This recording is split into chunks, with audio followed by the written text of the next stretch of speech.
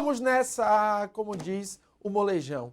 Veja, meu amigo, vamos agora para o tema mais importante sobre imunidade e o tema que mais tem interpretação do Supremo Tribunal Federal a respeito das imunidades. É a nossa querida imunidade recíproca, também chamada pela doutrina de imunidade intergovernamental, ou também denominada de imunidade federativa.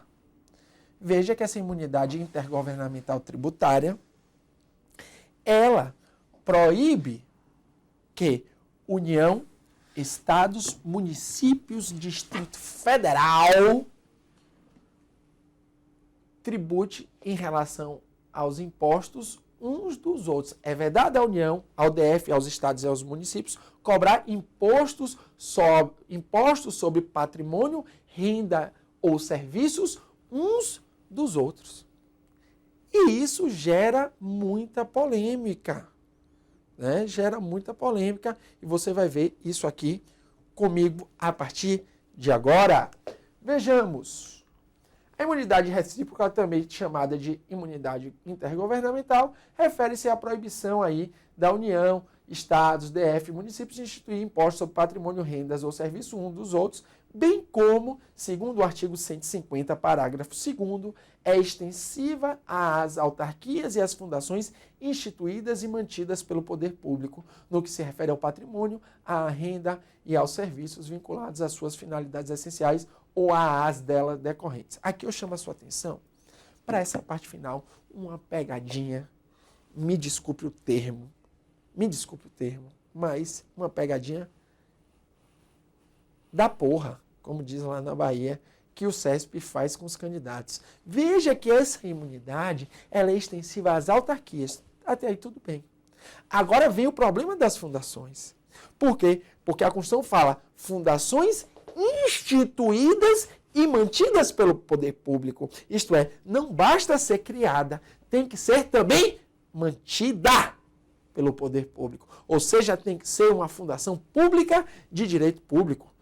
No nome que o Supremo dá a essa fundação, que é Fundação Autárquica, no dizer do ministro Sepúlveda da Pertence. Então veja que a fundação tem que ser instituída e também mantida, porque existem fundações que são criadas, mas não são mantidas, são mantidas pelo particular e chama fundações públicas de direito privado. Estas não são imunes, porque a Constituição falou fundações instituídas e mantidas pelo poder público. Aí já vamos aqui a uma decisão do Supremo que se refere à OAB.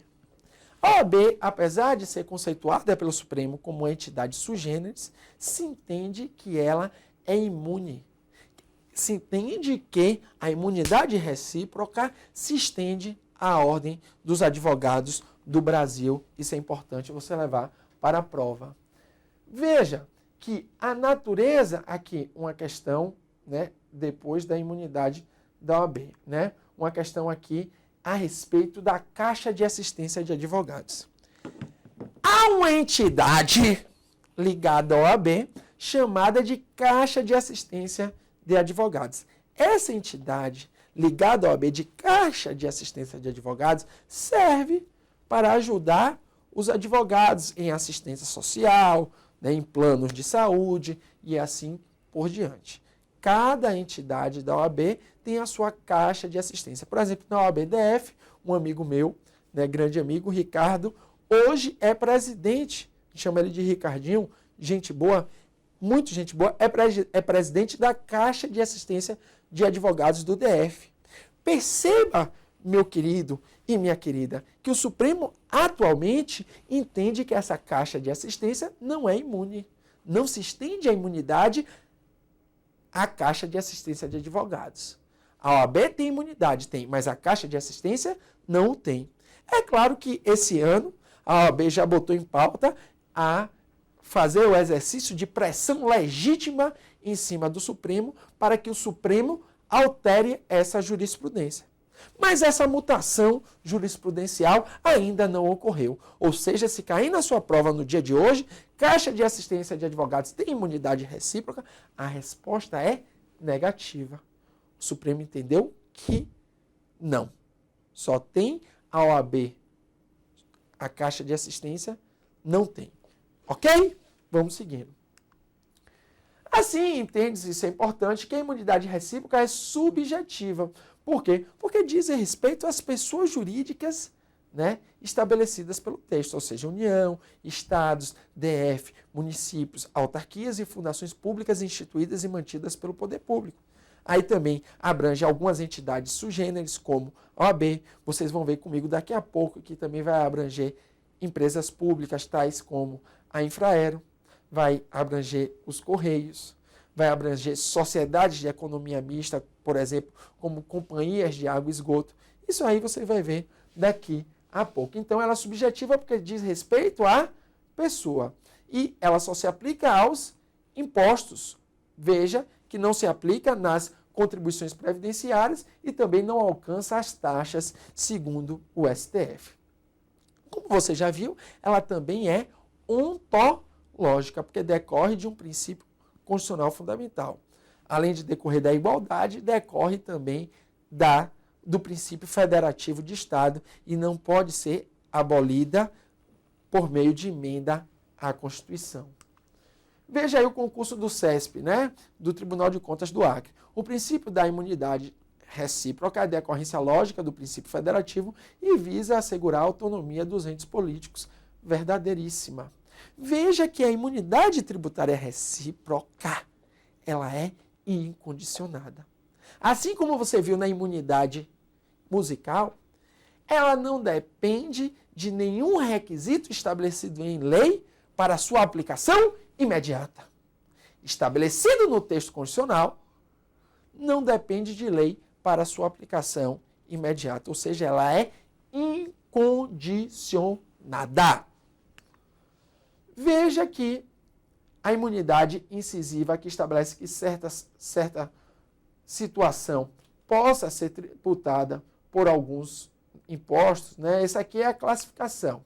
Vamos lá. A Constituição estabelece expressamente que a imunidade recíproca apenas incide sobre os impostos incidentes sobre serviço, patrimônio ou renda. Aí tem a discussão. A imunidade recíproca apenas abrange impostos sobre patrimônio, rendas ou serviços? Em outras palavras, ela não abrange os impostos sobre produção e circulação? Interrogação. Depende. Por exemplo, temos como impostos sobre a produção ou circulação o IPI, o ICMS e o IOF. Em relação ao IOF, o STF já decidiu que a imunidade recíproca abarca o IOF. Agora, em relação ao ICMS e ao IPI, é tema polêmico. E, atualmente, as bancas de concurso público têm entendido que, em relação no que concerne a imunidade recíproca, você vai ver aqui comigo, não alcança IPI e não alcança ICMS. Alcança o IOF, mas não o IPI e o ICMS. Esse é o entendimento hoje que predomina nas bancas de concurso público. Ok? Mas o Supremo pode voltar a discutir esse tema no ano de 2014. Veja aí, que uma jurisprudência do Supremo aí que eu elenquei. A jurisprudência do Supremo, né, abre aspas aí, para todos esses acordos, né, do Supremo, firmou-se no sentido que a imunidade que trata o artigo 150, inciso 6, a linha A, da Constituição, somente se aplica a imposto incidente sobre serviço, patrimônio ou renda do próprio município. Sendo que, eu já lhe disse, em relação ao IOF, o STF abre exceção, né, em relação ao IOF. Aí, no 23º concurso para Procurador da República, se asseverou o seguinte: em matéria de imunidade recíproca, segundo a Constituição, ou seja, a questão também aí veio blindada, é correto afirmar que a imunidade recíproca não compreende os impostos incidentes sobre a produção e a circulação de riqueza. Aí abriu aspas, IPI e ICMS, tudo bem.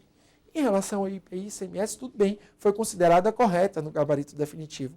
Veja que o examinador ele foi atento, porque se não tivesse esse parêntese aí, a questão poderia ser falsa e poderia levar à anulação se o examinador no gabarito preliminar tivesse considerado correta.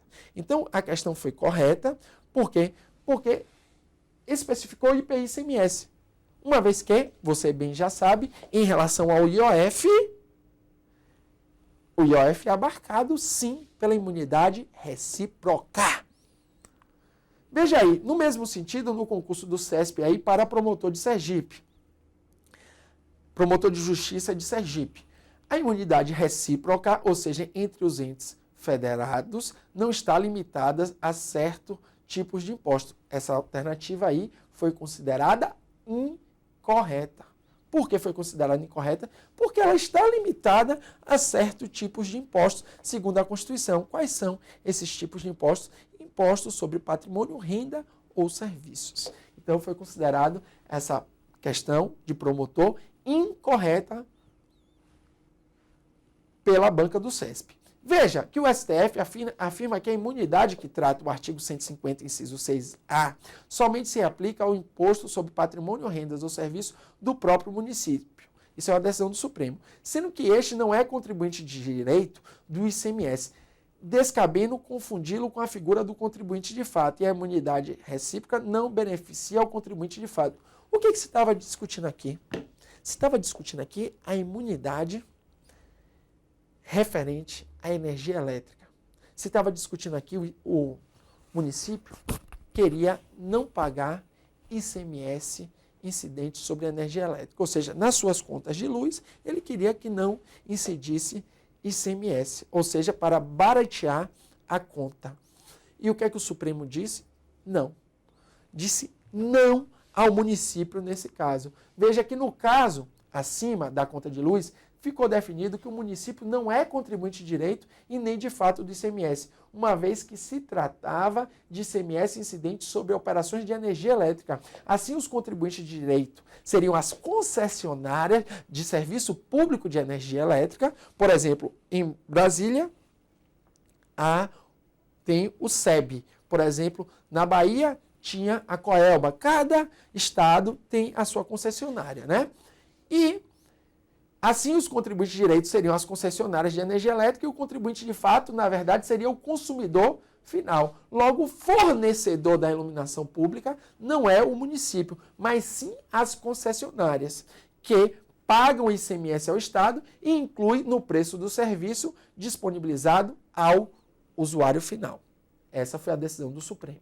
Veja algumas súmulas que ainda são aplicadas no mundo dos concursos públicos. Primeiro, súmula 75 do STF. Sendo vendedora uma autarquia, a sua imunidade fiscal não compreende o imposto de transmissão intervivos, que é encargo do comprador. Ou seja, se a autarquia é vendedora, né, não cabe confundi-la, né, com o comprador. Aí vem a outra súmula. Promitente comprador de imóvel residencial transcrito em nome de autarquia é contribuinte do IPTU, ou seja, não confundir a figura do promitente comprador que firma contrato aí com uma autarquia. Veja que são decisões reiteradas, entendimentos restritivos do Supremo no que tange à imunidade, ou seja, não tem imunidade nesses casos. Veja a súmula 591. A imunidade ou a isenção tributária do comprador não se estende ao produtor contribuinte de IPI. Súmula 591. Aqui outra decisão do STF importante que reconhece a imunidade tributária recíproca do INCRA, que é uma autarquia. Né? Em relação ao IOF, veja que, como eu já disse, o Supremo Tribunal Federal entende que a imunidade tributária recíproca abrange o IOF. Continuamos daqui a pouco.